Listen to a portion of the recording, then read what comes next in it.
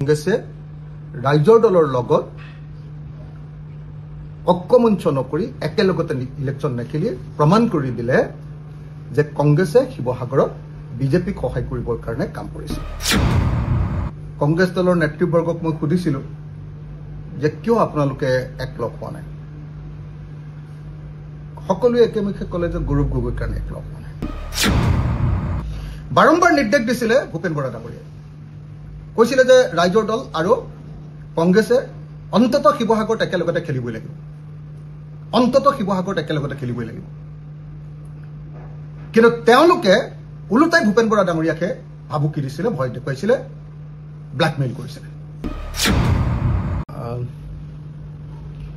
এইটোতো ঠিক কথা যে কংগ্ৰেছ দলে আমাক যিধৰণে বিশ্বাসঘাতকতা কৰিলে পঞ্চায়ত ইলেকশ্যনৰ ক্ষেত্ৰত, এইটো মানে যিকোনো সীমা আচলতে পাৰ হৈ গৈছে। আমি সমগ্ৰ অসমতে কংগ্ৰেছ দলৰ লগত ঐক্যবদ্ধ হৈ পঞ্চায়ত নিৰ্বাচনটো খেলাটো বিচাৰিছিল। আমি বাৰম্বাৰ কৈছিলোঁ যে কোনোপধ্যে আমি বিজেপিক জয়যুক্ত হ'বলৈ সুবিধা দিব নালাগে। আমি কৈছিলোঁ যে যিহেতু বিজেপি আৰু এজিপি ঐক্যবদ্ধ হৈছে, তেওঁলোকে জিলা পৰিষদৰ আসনবিলাক আৰু আঞ্চলিক পঞ্চায়তৰ আসনবিলাক ভাগ ভাগ কৰি লৈছে। আমি কোনোপধ্যে বিৰোধী পক্ষই কেতিয়াও পৃথক পৃথককে ইলেকশ্যন খেলিব নালাগে। পৃথক পৃথককে ইলেকশ্যন খেলা মানে হ'ব আমাৰ চুইচাইড। যদি চৰকাৰী পক্ষৰ মানুহ একেলগে থাকে দুইটা দল আৰু বিৰোধী পক্ষ বেলেগ বেলেগকে থাকে, ডেফিনেটলি সেইটো চৰকাৰী পক্ষৰ কাৰণে সুবিধাজনক।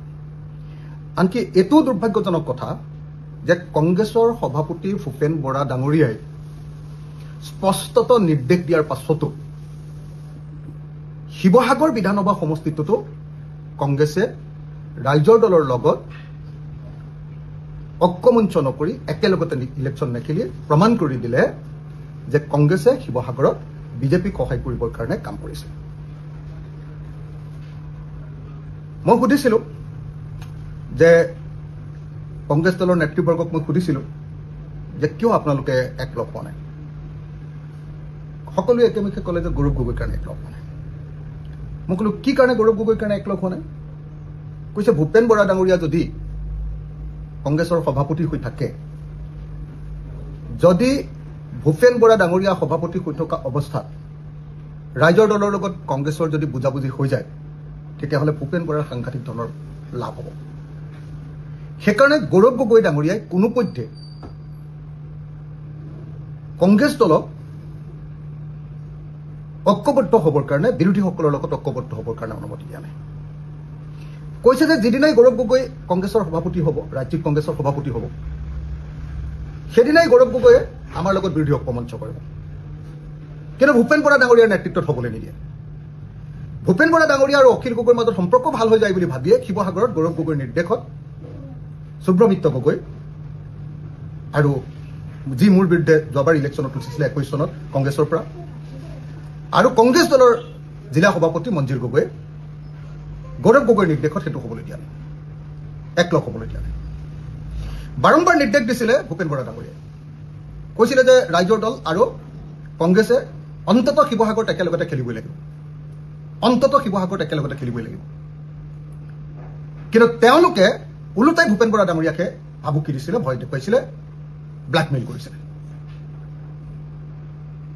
তো তাৰ খবৰ লৈ আমি এতিয়া জানিব পাৰিছো যে কি কাৰণ হ'ল। তেতিয়া আমি গম পালো যে নহয়, এইটো দুটা কাৰণত হৈছে। এক নম্বৰ কাৰণটো হ'ল যে গৌৰৱ গগৈ হ'বলৈ দিয়া নাই। যদি শিৱসাগৰত আমাৰ মাজত বুজাবুজি হৈ যায়, তেতিয়াহ'লে ভূপেন বৰা ডাঙৰীয়াৰ পজিটিভ হ'ব, এডভান্টেজিয়াছ পজিশ্যনলৈ যাব। ভূপেন বৰা ডাঙৰীয়াৰ লগত মোৰ সম্পৰ্কটো বৃদ্ধি হ'ব, ভাল হ'ব। সেই সম্পৰ্কটো ভাল হ'লে গৌৰৱ গগৈৰ লোকচান হ'ব। গৌৰৱ গগৈ যেতিয়ালৈকে প্ৰদেশ কংগ্ৰেছৰ সভাপতি নহয়, তেতিয়ালৈকে তেওঁ বিৰোধী ঐক্যমঞ্চটো হ'বলৈ নিদিয়ে। এই কথা কোৱা হৈছে। দ্বিতীয়তে আকৌ এটা কোৱা হৈছে যে নহয়, দেৱব্ৰত শইকীয়া ডাঙৰীয়া তেখেতেও এইটো কোৱাটো বিচৰা নাই। দেৱব্ৰত শইকীয়া ডাঙৰীয়ানো কিয় বিচৰা নাই মই নাজানো। আমি ইমান দিন ধৰি দেৱব্ৰত শইকীয়া ডাঙৰীয়াক সদায় সহায় কৰি আহিছিলোঁ। 2021ত আমি নাজিৰা সমষ্টিত আমাৰ প্ৰাৰ্থী দিয়াৰ কথা আছিলে ৰাইজৰ দলৰ, নিদিলোঁ।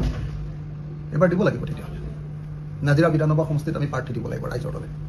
ভাল প্ৰাৰ্থী, শক্তিশালী প্ৰাৰ্থী আমাৰ আছে, আমি উঠাম। যদি আমাক